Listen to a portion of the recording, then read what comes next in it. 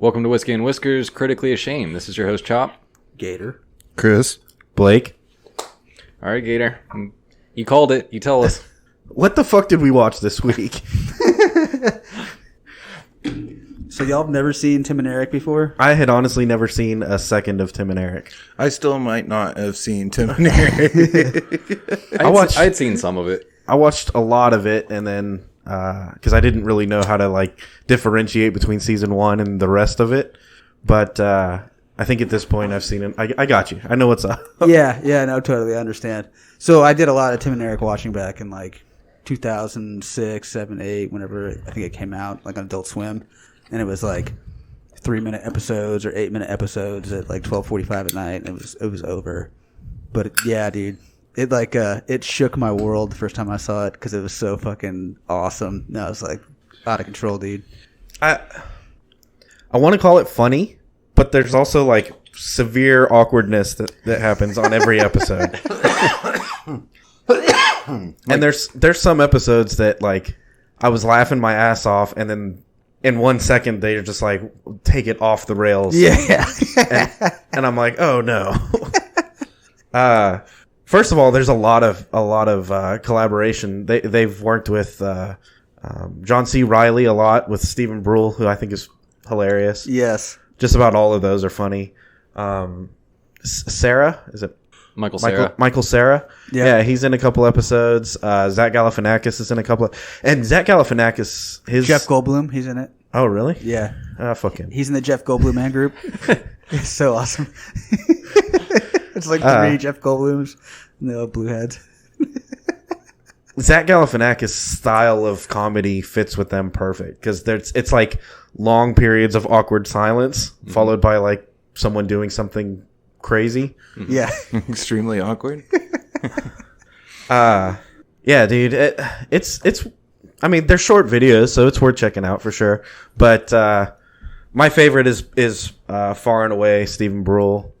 Well, T for time out. So you have a favorite. So you like the movie or the show? John C. Reilly is hilarious. Okay. That character is so funny to me. There's a couple of Dr. Warheim or whatever. Yeah. That made me laugh. But then again, it goes off the rails, and you're just like, oh god, this is bad. This is awkward. So I think my favorite one is the doo-doo-doo-doo. Yeah. I can't remember that guy's name, man. Sammy or something. It's weird. it's one of those like super awkward things where like they're singing a kid song or something, and then all of a sudden he said something super weird, and you're like, oh, wait, what? What are we doing? Think about your dad. Yeah. What? I want to meet that dad. Yeah. I guess that's why I love it, because it's so awkward. It's hilarious, and everybody gets it, and everybody laughs, but they throw in that awkward element, and I just love it. It's almost like that's the point of it, right? Is you want someone else to watch it and then laugh and then go, oh wait, what am I laughing at? Yeah. And you just kind of watch them squirm a little bit. Yeah, I don't know, it's good for that. And then it's like purposefully bad. It's terrible filming, like production and everything. Yeah, production value. That'll do like awkward cuts, or it'll cut and there'll be like a half a second of like something else, some other recording, and then it'll cut back, Yeah. Like they forgot to clear the tape or whatever.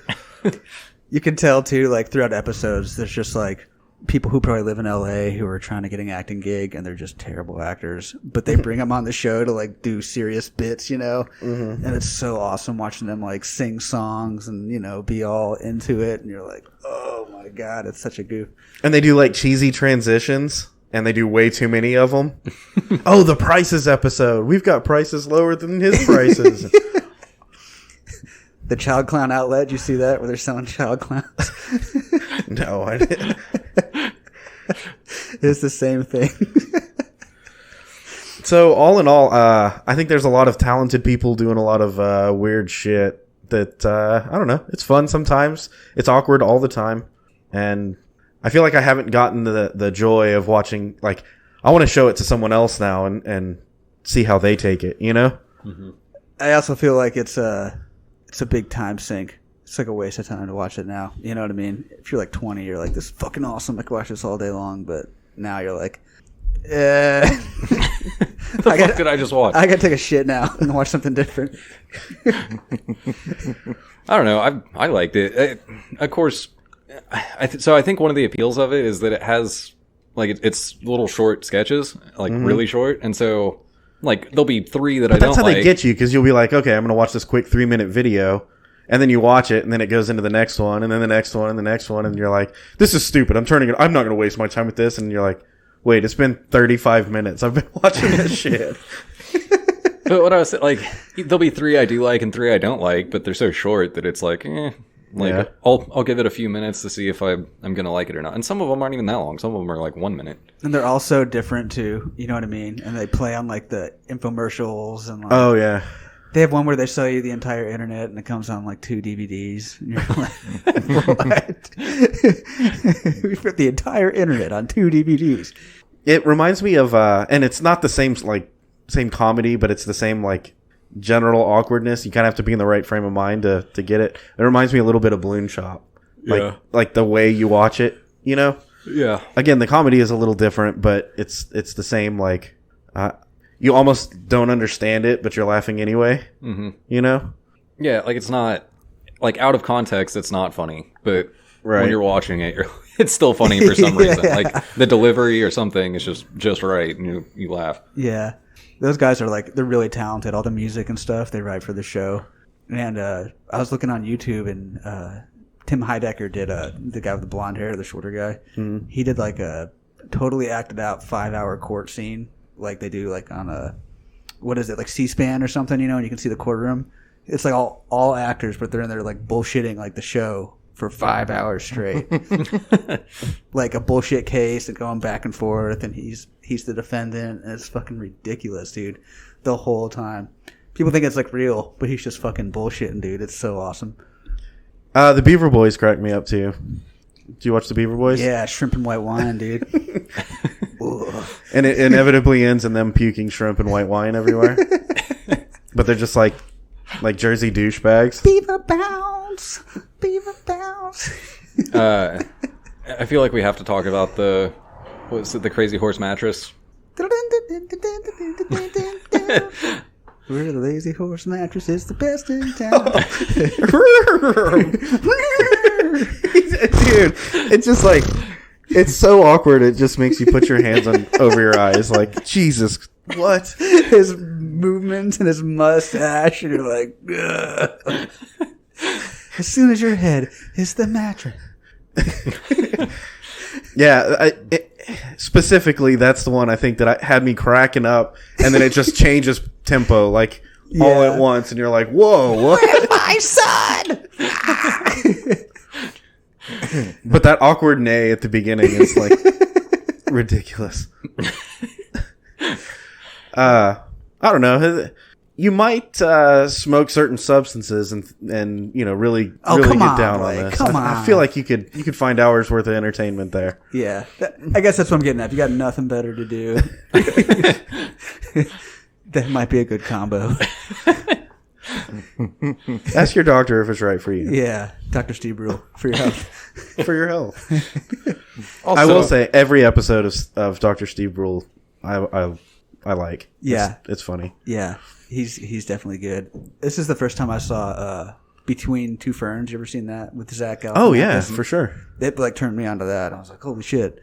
So yeah, that whole bit, he ended up making a movie about that, and he gets everybody famous goes between two ferns, and he just asks the awkward. It's reminiscent of the Chris Farley bit where like he's interviewing Paul McCartney. He's just asking terrible questions.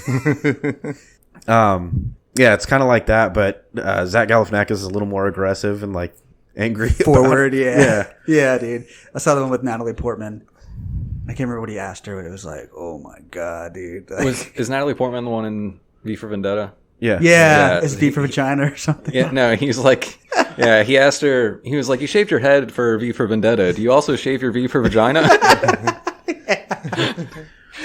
That's why I say it didn't surprise me when I saw Zach Galifianakis on this Tim and Eric thing, because their brand of comedy is very similar. I can't remember what the like the skit is, but they're all wearing like these like Victorian, not Victorian, but like the big tall like wigs that are all like curly on the bottom and stuff like that. Like Zach and Tim, and they're all in this hot tub like drinking martinis, and it's so fucking awkward. It's just like they all look so beautiful, you know, and they're shaking their little glasses. It's just awkward. You're like, it's vodka. That's what it is. It's like Vodka Brothers or something like that. And they That just makes me pour want to find cheap some of vodka. those wigs. So, what's your Can you find some of those wigs for us? probably? Sweet. So what's My your final verdict? takeaway is I'm not going to recommend it to anybody, God but damn it! but Fuck you, Blake. and I'm not better for having watched them, but I don't regret watching them. How about that? No regrets.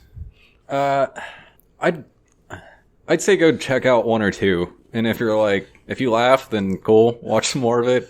If not, you've just wasted like 5 minutes. Yeah. It's good sit on the pot humor right now. You know, if you're not looking at memes, you could watch Tim and Eric for a little bit. Yeah, for sure. Yeah, when this episode is over, go check out a video of Tim and Eric, and then yeah. So what about the next one? Next Yeah. Critically Ashamed. You're up, Blake. What's up, dude? My turn. So I have a movie that I've seen a couple of times, and it's hard to get other people to watch because it's kind of a mind bender. So I'm gonna switch gears hard, right? This one is not funny, and it's just it does backflips the whole time. So it's called Yikes. Primer. Primer. Fuck. You use that when you paint, right? Now this movie is so convoluted. It you can follow it. There is a storyline, but like you'll watch it once and then be like, I don't get it, and you'll have to watch it again, and you're still like, I don't get it. So you'll look it up on the internet, and it'll like spell it all out for you, and then you'll try and watch it with that in front of you, and you're like, I kind of get it, I guess. It's a movie about time travel, but Is it long? a regular movie, an hour and a half or Okay. something, 2 hours. 120 minutes. Nice. Yeah. But it's a low budget movie, but it is really well done, and it a lot of people like it. I don't know. Yeah, it's kind of got that like cult following kind of thing going. Right. I've seen it before, but I'll definitely watch it again because I'm still in that phase of like I kind of get it, maybe. So I think it'll be a good it'll be good on the show for us to be like, oh, what the fuck, you know? It's one of those movies that I can't, and that's what that's the core of this Critically Ashamed show that we're doing is let's watch stuff that you might not otherwise watch. This fits that bill perfectly. Right. It's hard to get people to watch it, but if it hits, you're going to be like, that was really cool. Like Tim and Eric. Yeah. Yeah. Just like that. Only nothing like that. Yeah. All right. Well, I think that's been enough for Critically Ashamed. So we'll wrap it up. Be sure to check us out on Spotify, iTunes, Google Play, and your favorite podcasting apps. You can find us on whiskeyandwhiskerspodcast.com. We have new episodes every Monday. We'll see you next week.